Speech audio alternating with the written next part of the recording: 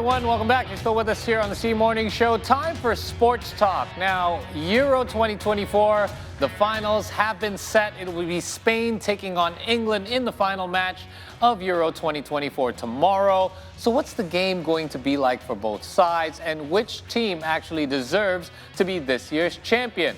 We're going to talk about it more with a friend of the program and football pundit, Aldi Bawazier. Aldi, thank you for being here this morning. Thank you, Paul. Okay, so let's start by talking about the two squads and two nations that have finally made it. They took different journeys to get here. Tell me about Spain's journey. They've been looking pretty unstoppable. Many are saying they're the undoubtedly the best performers so far in Euro 2024. Yeah, you're right, Paul. They're having the record as the 100% win for 6 games. Yes. I mean, it's a record for themselves, and yes, they are clear favorite for the finals. Facing Georgia in the round of 16, and Georgia shocked the world by their audacity to take the lead against Spain, but we know Spain managed to sweep them away 4-1, and then they're facing in Germany in quarterfinal. For my personal opinion, it's one of the best match so far, and then in this and they're facing also in the semi-final. Also, where England is it's contrast, because England is in the brink of elimination, and they're facing Slovakia. They have to extra time, and then in the last minute, we'll go from Ollie Watkins against Netherlands in the semi-final. The performance is not as steady as Spain, but yeah, it's final. Anything can happen. That's right, and they've had to come back from behind a couple of times in both the quarters and the semis as well. Now, Spain, would you say, had the toughest journey to get here? They were first in the so-called group of death. They did have to take down the host, Germany. Many were saying they were the favorite. They had to beat France, despite France not being at their best game. Do you think that they had a harder road to the final? You're right. Especially in the qualification phase, they're not facing as a first team. They're coming into qualification from the second place. Right. So they're coming into the tournament not as a favorite, but somehow during the phase, the group phase, they grew the quality. They grew because the team is facing with the field with the younger phase. They Luis de la Fuente as the manager, as the coach. They're coming from the youth rank as under 19, 21, and then under 23. He know the players. Okay. And then into the group phase, like say, they're facing Italy, Albania, and Croatia. Croatia with the Dynamo trio in the midfield with Rakitic, Modric, and Brozovic. It's hard to beat, but somehow Croatia, beaten by Spain, that for the first time since 28 allowed opponents to control the ball, the position football, because Spain we know is always possession football. Correct. Yes, but first time since 28 on Austria Swiss, they allow opponents to control the game, and this Spain is more direct. They have tiki-taka, and they have good flank in Nico Williams and Lamine Yamal. Also, they have an indomitable force in the midfield. Yeah. Pedri, Rodri, Fabian Ruiz. Also from Super Sub, they have Mikel Merino. So this team is hard to being sleep on. Okay, so they're calling that the new Berlin Wall, by the way. Right? Okay, so I want to go back to the previous match for both sides, beginning with Spain, where they actually took down France. France had problems finishing throughout the tournament, but they did get their first play or goal from open play in this match. In fact, they took the lead in this match. So we're going to begin with the first goal here, and this one comes from a pass from Kylian Mbappe. Talk me through this one. Yes, right back from Spain is their weakest link because the absence of Carvajal. Okay. They play Jesus Navas, oldest player in Spain, 30 years old. And this is Mbappe, really looking good for, manage the space and then giving the ball to Kolo Muani. Okay. So they were able to take the lead, their one and unfortunately only goal from open play. Yeah. But not long after, Spain regained control and was able to equalize. Tell me how this play broke out. Yeah. From behind, it's a build up. This Spain football. Dani Olmo as a deputized from Pedri, and Lamine Yamal, what a goal, curling the ball. He did it in the Barcelona. He also did it in the Spain. It's his game his game. So yes, and he's 16 years old. 16 years of age. Yeah. And arguably, there's not much you can do against a goal like this, right? Yeah. Okay, so again, then about, what is it, like 4 minutes later after this wonder goal from this wonder kid, this happened. Jesus Navas, 30 years old. And then Olmo, look at that. Yeah. The audacity to control the ball, managed to pass the player, and give a true pass, and Jules Koundé had nothing to do with that pass. And I call this a bad clearance. I mean, from the French side, clearing it right to the middle there, and Olmo having the, being heads up enough to pick it up right there, 2 touches. Bad clearance. Yeah. And even though it took a deflection, you have to say that was just an amazing heads-up play. Dani Olmo. Yeah. And control the ball with the 3 players, facing him. So this goes to show that Spain, despite being so dominant throughout the tournament, that even if they're playing from behind, they're not getting it to get rattled very easily. Right? Coming from behind, also, in the midfield, they know they football, they know what to do. They allow opponents to control the ball. They know how to re-control the game. So it's a perfect team for me. So let's now take a look at England. Yes, their journey has not been as easy, but they are facing the Netherlands, who many had said would surprise people that they've gotten this far already. Yeah, this is for me, if we can pause before. The space in between the line, this area, is their weakest link. Because Declan Rice, Kobe Mainoo giving much space to opponents to expose. Against Spain, this area will be a problem. Will be because exploited. Yes, because Spain strongest squad, strongest point also in this area. Because England in this final should be more compact, more narrow between the line. Okay, again, let's see how that plays out. By Safi a Simons. little bit of a mistake by Declan Rice as well, so no chance for Jordan Pickford. Now, what a goal, by the way. It is a great goal, and the Netherlands are nothing to scoff at either. They've been quite solid throughout this entire tournament. Good team chemistry as well. But again, coming from behind, and it's not something we expected. They did it 3 times. This was the penalty that was given, I believe. Yes, here we go. The top scorer of Bundesliga last season. Correct. And now the top scorer in knockout round of Euros history as well. Yeah. With this, again, many have been criticizing Harry Kane. Before we get to this final goal, many have been criticizing Harry Kane's play throughout this tournament. But he's able to still somewhat, able to hold his own, being calm, cool, collective. The keeper gets the right way, but he's still able to put it away. Yeah, as a team, he has a new flank with him. In last Euro, they have Rashford and Sterling. Yes. Now they have Bukayo Saka and whoever is Phil Foden or Jaron Bowen, whoever it is. The adaptable of Harry Kane maybe is not as smooth as we expect, but I think there's a problem with that. Okay, here's the final goal, by the way. Yeah. This is the one that put England into the final. 90 plus minutes. Ollie Watkins, the super sub. Wow. Cole Palmer. I don't know why Cole Palmer is still on the bench. He should start. Really? Palmer, yes.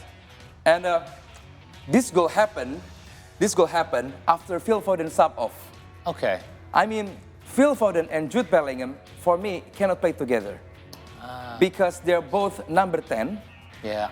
And after Phil Foden off, Jude Bellingham have a wider space, broader space to, explore. To operate, yeah. Yes. And Phil Foden also on the left flank, just like he did in the group phase, he's not really, he's really good at it. So Phil Foden or Jude Bellingham, Gareth Southgate, you need to pick one. Make choice. It's a tough choice to begin with, but you need to make one. Okay, so Spain, we know, won Euro in 2012. England was runner-up in 2020, but it's been a long drought for the English squad as well. So would you say that Spain has the edge here, not only having the better performances throughout the tournament, but just having history on their side? Yeah, I believe Spain has a bigger chance to win it, but not because they won it in 2012, but they run this tournament smoothly, Paul. I mean, every stats, every records, they breaks it. But England, in somehow, I remember the quote from Rocky Balboa, because he once said to his son, it's not about how hard you hit, but how hard you hit and still keep moving forward. And that's Gareth Southgate's England. Okay. They still beaten, and they're still showing character and the willingness to give everything on the pitch. And the perfect team is not the team that not conceded, but the team still conceded. But like I said before, it's showing character. Yes, and that's England. So Spain, like you say, has everything to win this tournament, but we cannot sleep on the England. Okay, so let's talk a little bit more about England. You mentioned their front line a little bit and a bit about their midfield. Let's talk a bit about their defense, because a lot of people are criticizing their defense, especially in the knockout phase, and that was how they ended up behind to begin with a couple of times. What do you think about England's defense and anything they need to do to bolster their back line? Yeah, of course, England has unlucky with the absence of the injury from the Manchester United duo, Luke Shaw and Harry Maguire. Right. Without Luke Shaw and even Ben Chilwell, the traditional left-footed left back, Kieran Trippier, who deputized the position, is still finding the hard times. Okay. Mark Gahey from Crystal Palace, who substitutes in the Harry Maguire in this tournament, showing promising performance, but the link up with John Stones still far from perfect. Okay. And on the right, Kyle Walker, still one of the best right defender. But we never know. Gareth Southgate, he wants to 3-4-3 or 4-3-3 on the back four. So it's still far from finding the best element for England. Okay, so you mentioned that Spain, for once, they're actually allowing their opponents to have the ball, and they're still being calm about it. What strategy do you think? We'll start with Spain. Any particular strategy you think that they will go to when they face England? Because every team is different. Yeah, the directness first, and then because they have a really good flank on Nico Williams and Lamine Yamal, who can invert to center, and then also supported by trio in midfield. Rodri in center, Fabian Ruiz, and Dani Olmo. Okay. Somehow they 2-1, number 10 Dani Olmo. Sometimes they 3 on the line. They've been drifting a lot. Drifting a lot. And if you see the heat map stats after the match, they're moving around everywhere. They roam to the pitch. That must be the number one homework for Gareth Southgate to make sure Spain midfield has no park to walk on the pitch in Berlin. Okay, and how about England? Like, what sort of strategy do you think they should employ? Yeah, in contrast with Spain, England has to make sure the Spanish mediocampista or midfielder, not roaming. Because if Spain midfielder freely, control the ball, I don't know. Does that involve a lot of on-field communication on who to pick up when somebody roams too far? Yeah. Or is that just, I remember the interview with John Stones, the England defender. He said, Gareth Southgate giving a lot of freedom to the player, because he believes player, they know what to do. Somehow it's good. Somehow it's they need to have to a basic defending way. Right. Like a goal against the Netherlands, the space in the center and between the defender and the midfield is too much. Against Spain, it's going to be, they won't be able to do that. They won't be able to do that. Okay, so again, there's a double-edged sword when you trust your players, whether they're going to do the right thing or not. Yeah. All right, last thing, key players. I mean, Lamine Yamal, to me, playing out of his mind. But of course, we have Olmo as well. So tell me, who do you think are some of the key players from each side? From Spain, everybody talk about young sensation Lamine Yamal, the birthday boy. He's 17 now. Now he's 17? Yeah. Oh, okay. The birthday boy. But for me, Dani Olmo.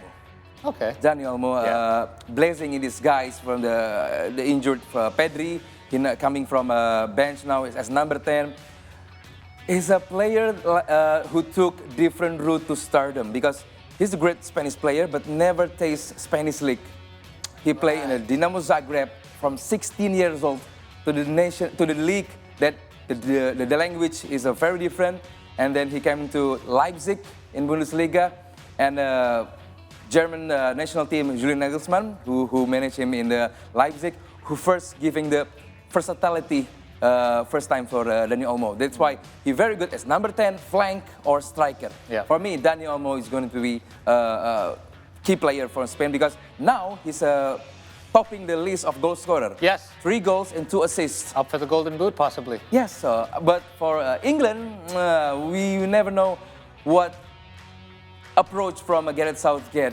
If he's still going to 3-4-3, like in 2 past games, I believe Bukayo Saka and Declan Rice, can do something more. But if 4-3-3, it should be Harry Kane, because they will going to direct using the left back or both full back to cross the ball to the center. So Harry Kane is going to be something. But central area, Jude Bellingham, Declan Rice, Phil Foden, they have to extra work to make different results to do in the final. Well, they're going to be playing like there's no tomorrow because it literally is the final and Yes, there won't be no a tomorrow anyway. So let me get your prediction. So far, I'm 50-50 on the semifinals. I did call Spain to go through, but I was wrong about the Netherlands. So let's get your prediction first. I've never predict England going to as further as this. Me too, to be honest. But you had them being able to get past the Netherlands. Yes. You think they can take it one step further and a bit of an upset here, if you call with England? I don't know why. I got a funny feeling it's England. Really? Yeah. Okay. I don't know. Hey, they've been surprising a lot of people, and all it takes is one more good game from them. Yes. Okay, I got Spain then. I say 2-1. What's your 1-0 England. 1-0 England. All right. We're going to talk after this, and we'll see who's going to come out on top. Extra time or regulation? Regulation. Okay. I'm going to say extra time just for fun. All right.